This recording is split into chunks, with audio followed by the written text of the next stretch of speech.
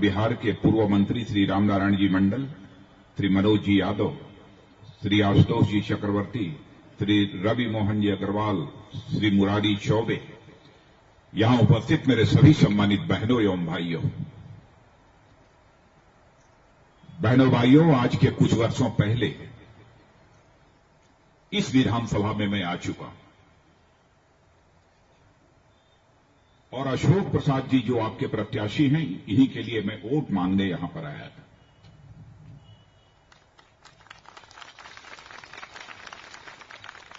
और आज दूसरी बार इस विधानसभा क्षेत्र में अशोक कुमार के लिए वोट मांगने आया हूं।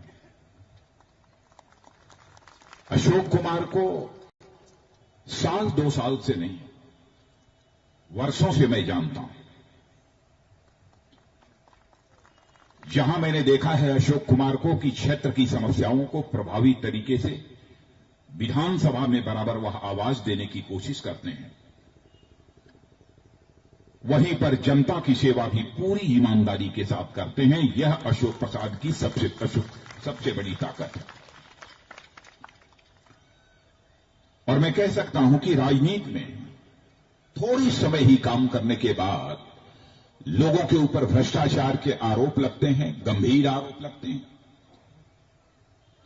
लेकिन लंबे समय से राजनीतिक क्षेत्र में काम करते हुए अपने अशोक कुमार के बारे में मैं कह सकता हूं कि भले ही हमारा कोई विरोधी क्यों न हो, यह उंगली उठाकर नहीं कह सकता है कि हमारे अशोक कुमार के दामन पर कोई भ्रष्टाचार की दाग लगी हुई हो। ऐसे प्रत्याशी को भारतीय जनता पार्टी ने चुनाव के मैदान में उतारा है। वैसे तो झारखंड में लंबे समय से आप यहां पर सरकारों का बनना, सरकारों का आना जाना, यह सब कुछ देखा।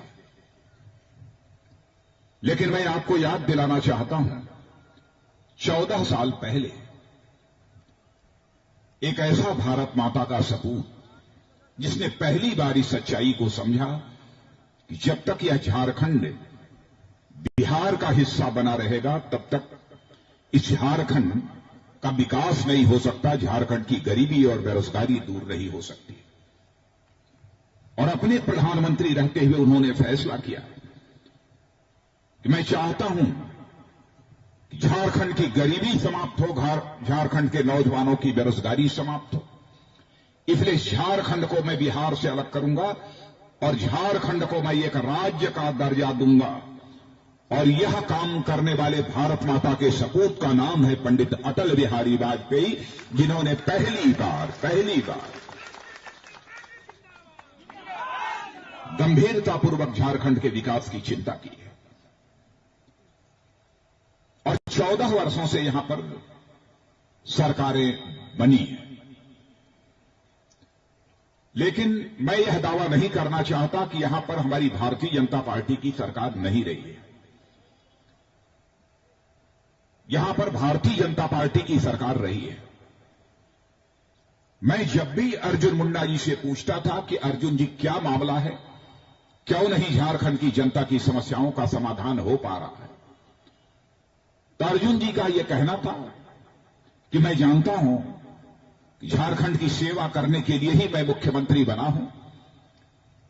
मैं लाख कोशिश करता हूं झारखंड की जनता के लिए, झारखंड की राज्य के विकास के लिए प्रस्ताव तैयार करता हूं, उसे कैबिनेट में ले जाता हूं।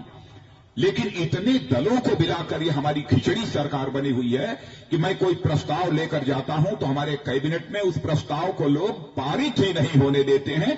इस कारण मैं कोई फैसला नहीं कर पाता हूं और मजबूरी में हमको यह सरकार चलाना पड़ रहा है। और उधर दिल्ली में बैठी हुई कांग्रेस की सरकार भी बराबर झारखंड की सरकार को कमजोर करने पर तुली हुई थी।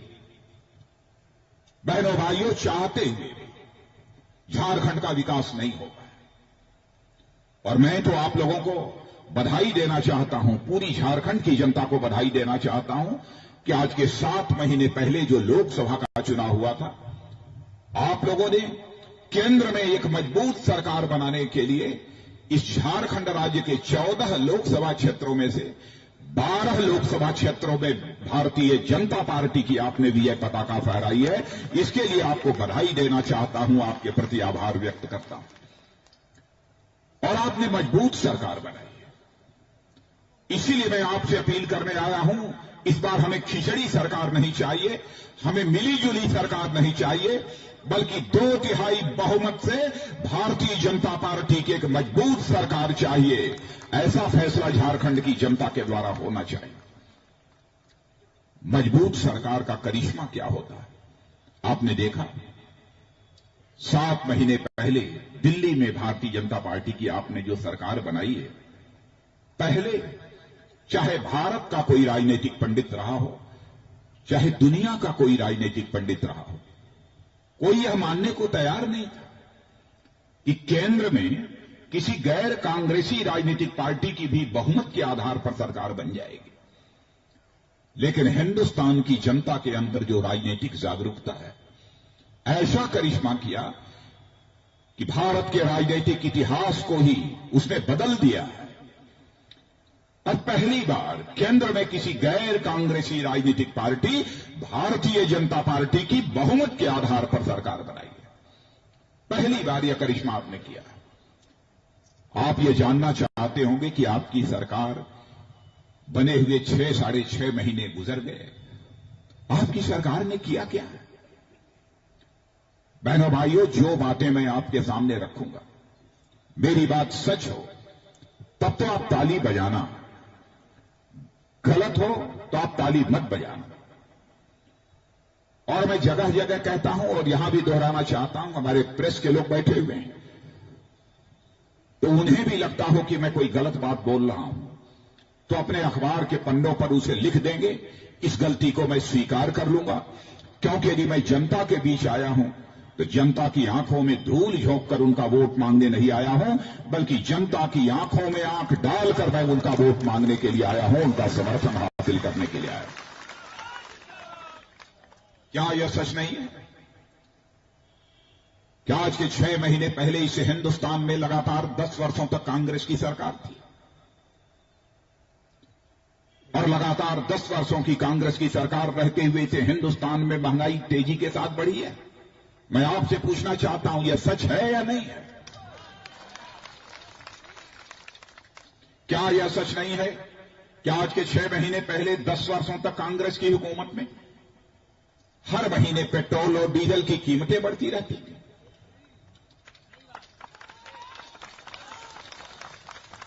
क्या यह सच नहीं है कि आज के 6 महीने पहले कांग्रेस की हुकूमत में लगातार 10 वर्षों तक जमकर इस हिंदुस्तान को लोगों ने लूटा है, और केवल कोयले का प्रोजेक्ट जो यहां पर है, केवल कोयला में ही 1,70,000 करोड़ रुपए का घोटाला किया, और यहां तक कि भारत सरकार में बैठे हुए मंत्रियों को भी जेल की हवा खानी पड़ी है। लेकिन क्या यह सच नहीं है कि जब से 6 महीने से भारत में भारतीय जनता पार्टी की सरकार आई है, तब से महंगाई घटने का सिलसिला निरंतर जारी है? क्या यह सच नहीं है कि भारतीय जनता पार्टी की सरकार केंद्र में आने के बाद अब लगातार पेट्रोल और डीजल की कीमतें भी घट रही हैं? और बहनों भाइयों, पेट्रोल और डीजल की कीमत जब बढ़ती है तो देश में महंगाई भी बढ़ती है, घटती है तो महंगाई भी घटती है। आपकी दुकानों पर जो सामान पहुंचता है वो पेट्रोल और डीजल से चलने वाली गाड़ियों पर ही लदकर आपकी दुकानों पर सामान पहुंचता है। पेट्रोल और डीजल जब महंगा होगा तो स्वाभाविक रूप से हर चीज की कीमत भी बढ़ जाएगी, महंगाई बढ़ने लगती है। और महंगाई यदि बढ़ती है तो आपकी बदकिस्मती से महंगाई नहीं बढ़ती है। महंगाई बढ़ती है तो सत्ता में बैठे हुए नेताओं की बदनीयती से महंगाई बढ़ती है। बहनों भाइयों, आपकी बदकिस्मती से महंगाई नहीं बढ़ती, इनके भ्रष्टाचार के कारण महंगाई बढ़ती है, और कोई कारण नहीं है। और आपने देखा, आज के 6 महीने 7 महीने पहले सारी दुनिया में भारत एक कमजोर भारत के रूप में जाना जाता था। लोग कहते थे भारत में तो भ्रष्टाचार बहुत है, भारत में गरीबी बहुत है, भारत में बेरोजगारी बहुत है, भारत तो एक बहुत कमजोर देश है। जबकि जनसंख्या की दृष्टि से देखा जाए तो दुनिया में चीन के बाद दूसरा सबसे बड़ा देश यदि कोई है तो भारत है। और मैं इस 120 करोड़ की जनसंख्या को बोझ नहीं मानता। मैं मानता हूं कि यह 20 करोड़ की जनसंख्या हमारी यह जनशक्ति है, लेकिन ऐसी नीतियां बनाने की आवश्यकता है ताकि भारत की 120 करोड़ की जनशक्ति को श्रम शक्ति में बदल दे और इस देश का उत्पादन बढ़ा दे। ऐसी नीतियां बनाने की जरूरत है। जहां पर भारत में जन संसाधनों की कमी नहीं है, वहीं पर प्राकृतिक संसाधनों की भी कोई कमी नहीं है। इस धरती के नीचे चले जाओ, कोयला भी मिलेगा, चांदी भी मिलेगा, सोना भी मिलेगा, अबरक भी मिलेगा, एल्यूमिनियम भी मिलेगा, सब कुछ मिलेगा। दुनिया के किसी देश में ऐसा नहीं है। फिर भी हमारा यह भारत कांग्रेस की 55-60 वर्षों की हुकूमत में क्यों कमजोर भारत रहा, क्यों गरीब भारत रहा? इस सवाल का कांग्रेस के लोगों के पास, मेरे बहनों भाइयों, कोई जवाब नहीं। आज मैं आप सबसे अपील करने आया हूं कि हम भारत को एक मजबूत भारत बनाना चाहते हैं, ताकतवर भारत बनाना चाहते हैं। और 6 महीने के अंदर आपने देख भी लिया होगा कि आज दुनिया के नेताओं की जुबान पर किसी राजनीतिज्ञ का, किसी राजनेता का नाम है तो आपके भारत के प्रधानमंत्री से नरेंद्र भाई मोदी का नाम उनके सभी के जुबान पर। और मैं एक घटना की जानकारी आपको देना चाहता हूं कि आज के लगभग 1 साल पहले मैं अमेरिका गया था। अमेरिका में वहां के दिग्गज नेताओं से हमारी बातचीत हुई। अंतिम समय जब मैं चलने लगा तो वहां के एक सांसद ने हमसे यह कहा कि आप पार्टी के राष्ट्रीय अध्यक्ष हैं, आप यहां पर आए हैं और आप लोग नरेंद्र भाई मोदी को भारत का प्रधानमंत्री बनाना चाहते हैं, और क्या आपको मालूम नहीं है क्या अमेरिका ने नरेंद्र भाई मोदी को अमेरिका में घुसने पर प्रतिबंध लगा दिया है? मैंने कहा मुझे मालूम है। तो उन्होंने मुझसे कहा कि तब फिर आपने यहां के हुक्मरानों से बात क्यों नहीं की? तो मैंने कहा पहली मेरी बात सुन लो। एक तो हमारे नरेंद्र भाई मोदी ने कभी भी अमेरिका आने की इच्छा व्यक्त नहीं की, तो दरखास्त देने का सवाल ही नहीं पैदा होता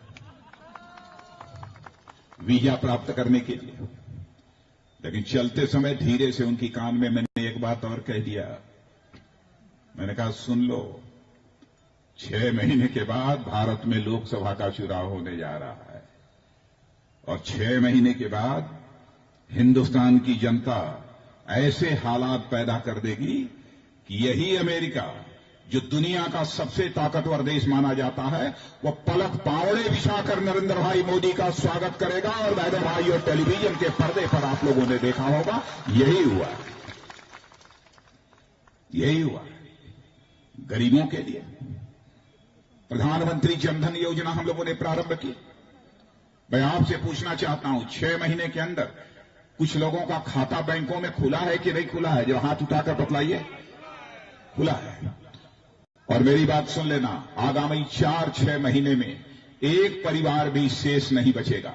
उसके पास पैसा हो या न हो, एक परिवार भी शेष नहीं बचेगा जिसका कि बैंकों में खाता न खुल जाए। एक परिवार नहीं बचेगा।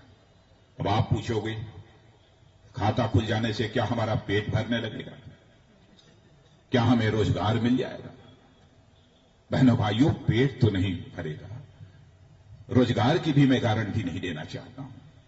लेकिन सरकारों के द्वारा, चाहे केंद्र की सरकार हो अथवा राज्य की सरकार हो, जो भी सहायता मुहैया कराई जाती है, आपने देखा होगा कि बिचौलिए बीच में खा जाते हैं, लोगों तक पहुंचता ही नहीं। यह सच है कि नहीं है?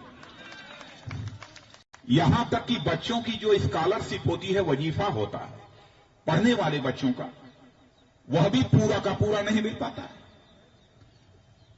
विधवा पेंशन, वृद्धावस्था पेंशन, यह भी सही सलामत पूरा का पूरा विधवाओं को और वृद्धों को नहीं मिल पाता है। खाद पर मिलने वाली सब्सिडी, एलपीजी गैस पर मिलने वाली सब्सिडी, यह सब बड़े बड़े उद्योगपतियों को चली जाती है। लेकिन अब ऐसा नहीं होने पाएगा आपका खाता खुल जाने के बाद। आपका खाता खुल जाने के बाद चाहे आपके घर के पढ़ने वाले बच्चे का वजीफा होगा, चाहे वह वृद्धावस्था पेंशन होगी, चाहे वह विधवा पेंशन होगी, अथवा एलपीजी गैस सिलेंडर और खाद पर मिलने वाली राहत होगी, वह दिल्ली और रांची के बैंक के खाते से निकलेगी और आपके यहां के बैंक के खाते में आपके नाम से जमा हो जाएगी, बिचौलिए बीच से समाप्त हो जाएगी। और इतना ही नहीं, जिस दिन आपका खाता खुला, दूसरे दिन यदि कोई दुर्घटना परिवार में हो जाती है, किसी की मृत्यु हो जाए, हादसा हो जाए, तो बहनों भाइयों, कहीं आपको जाने की जरूरत नहीं पड़ेगी। यह बीमा कंपनी आपका पैसा जमा हो अथवा न जमा हो, वो बीमा कंपनी सीधे आपके घर आकर आपको 1 लाख रुपया पहुंचा जाएगी। आपके अकाउंट में पैसा हो अथवा न हो, 6 महीने, कभी 10 रुपया, कभी 50 रुपया, कभी 100 रुपया आपने कभी जमा किया, बस इतना ही, केवल इतना किया। भले ही 5,000 रुपया 6 महीने के बाद ना हो, लेकिन घर में जरूरत पड़ गई किसी छोटे मोटे कामकाज के लिए, तो आप बैंक में जाएंगे और 5,000 रुपया भरकर पैसा निकालने के लिए देंगे, तो भले ही बैंक में आपका उतना पैसा हो अथवा न हो, इतना ओवरड्राफ्ट बैंक आपको मुहैया करा देगा। 5,000 रुपये की धनराशि से लेकर आप घर चले आए, अपने छोटी मोटी जरूरतों को आप पूरा करें। यह सब सारा सिलसिला हम लोगों ने प्रारंभ किया। बहनों भाइयों, मैं उन सारी योजनाओं की चर्चा नहीं करना चाहता। मैं तो आज केवल आपसे यह अपील करने आया हूं, गरीब माता की कोख से पैदा हुआ कोई व्यक्ति आज भारत का प्रधानमंत्री बना, उसे काम करने का अवसर मिलना चाहिए। और केवल केंद्र में सरकार रहने से हम ये चाहें कि हम सारे देश का विकास कर लेंगे, सारे देश की गरीबी और बेरोजगारी की समस्या का समाधान कर लेंगे, तो यह संभव नहीं है। भारत का संघीय ढांचा है, बिना केंद्र और राज्य सरकारों के सहयोग के विकास किसी भी सूरत में संभव नहीं हो सकता। इसलिए यदि आपने केंद्र में हमारी सरकार बनाई है बहनों भाइयों, तो हमें झारखंड में भी भारतीय जनता पार्टी की बहुमत के साथ सरकार चाहिए, 2/3 बहुमत के साथ सरकार चाहिए। बेरोजगार नौजवान मैं देख रहा हूं बड़ी संख्या में यहां पर खड़े हैं। मैं आपसे पूछना चाहता हूं नौजवानों, आप सबको रोजगार मिल गया है सबको कि नहीं मिला है? बेरोजगार नौजवानों को रोजगार नहीं मिला, कौन है इसके लिए? 50-60 वर्षों में कांग्रेस ने कौन सी ऐसी नीति बनाई जिससे नौजवानों को रोजगार मिल जाए? लेकिन हम लोगों ने सोच लिया है, और हम नरेंद्र भाई मोदी जब चुनाव होने के पहले साथ देश के सभी राज्यों में रैलियां करने जाते थे, तो हम लोग पहले ही तय कर चुके थे, हम लोगों को सरकार बनने के पहले सारी योजनाएं बना लेनी चाहिए, सारी नीतियां अपनी तय कर लेनी चाहिए कि सरकार बनने के बाद हमको करना क्या है। ये पहले ही हम लोगों ने तय कर लिया। इसीलिए आपने देखा होगा, पहली बार हम लोगों ने बेरोजगार नौजवानों को प्रशिक्षण देने के लिए एक स्किल डेवलपमेंट का मंत्रालय ही अलग से गठित कर दिया। बहनों भाइयों, आप कक्षा 8 पास हैं, 10 पास हैं, 12 पास हैं, बीए हैं, एमए हैं, लेकिन आपके अंदर कोई हुनर नहीं है, तो आपके हाथों को रोजगार नहीं मिल पाएगा। आपके पास आईआईटी की भी ट्रेनिंग नहीं है, आईटीआई की भी ट्रेनिंग नहीं है, डिप्लोमा भी नहीं है, आपने कोई ट्रेनिंग नहीं ली है, तो आपको कोई रोजगार नहीं मिल पाएगा। तो हम लोगों ने तय किया कि हम लोग ऐसे नौजवान जो कक्षा 8, 10, 12 बीए, एमए ऐसे पास होंगे, ऐसे नौजवानों को 3 महीने, 4 महीने, 6 महीने की हम ट्रेनिंग देंगे, उनके अंदर हम हुनर पैदा करेंगे, उनका स्किल डेवलपमेंट करने की हम कोशिश करेंगे। और 4-6 महीने के अंदर इन नौजवानों के अंदर जब हुनर पैदा हो जाएगा और ऐसा नौजवान चाहेगा कि मैं अपना छोटा मोटा कोई कारोबार करूं, तो उस नौजवान के सामने सबसे बड़ी समस्या जो खड़ी होगी वो यह होगी कि हमको छोटा मोटा रोजगार करने के लिए पैसा कहां से आएगा। तो इसके लिए हमारी सरकार ने एक वेंचर फंड बना दिया है, और केवल वेंचर फंड नहीं बल्कि हिंदुस्तान की बैंकों को हम लोगों का निर्देश जाएगा, ऐसा नौजवान जिसने 3, 4, 6 महीने की ट्रेनिंग हासिल करने के बाद हुनर हासिल कर लिया है, स्किल डेवलप कर लिया है, ऐसा नौजवान छोटा मोटा कारोबार करने के लिए यदि बैंकों से कर्ज चाहता है तो उसे 2-3% ब्याज दर पर कर्ज मुहैया कराया जाना चाहिए ताकि हमारा यह नौजवान छोटा मोटा कोई रोजगार कर सके। ऐसी कई योजनाएं गरीबी और बेरोजगारी की समस्या के समाधान के लिए हम लोगों ने प्रारंभ किए। इसलिए मैं आप सबसे अपील करने आया हूं कि भारतीय जनता पार्टी ने बहुत सोच समझकर अशोक कुमार जी को यहां से भारतीय जनता पार्टी का प्रत्याशी बनाया है। बहनों भाइयों, आप भारी मतों से उन्हें विजयी बनाकर आप झारखंड की विधानसभा में भेजें, ये मैं आपसे अपील करना चाहता हूं। और देखिए, दूसरी बार नहीं, ये तीसरी बार वो चुनाव लड़ रहे हैं, चौथी बार। तब तो आप लोग उसको क्रिकेट के खिलाड़ी हैं कि नहीं? क्रिकेट खेलना जानते हैं कि नहीं? कितने लोग क्रिकेट खेलते हैं? सब जानते हैं। सबसे ज्यादा ताली कब बजती है? 1 रन बनता है, 2 रन बनता है कि चौका छक्का बनता है? तब चौका। तो बहनों भाइयों, अशोक कुमार ने तो 3 रन बना लिया है, अब इस बार चौका आप सब मार दो और उसके बाद तो फिर उसके बाद तो फिर,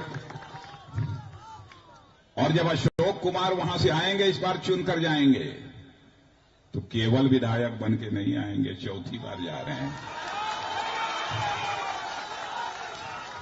चौथी बार जा रहे हैं। तो चौका मारेंगे कि नहीं मारेंगे?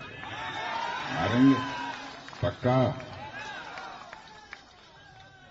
तो मान कर मैं जाऊं? तो सब लोग हाथ उठा के बतला दो, पक्का है? मैं मान गया।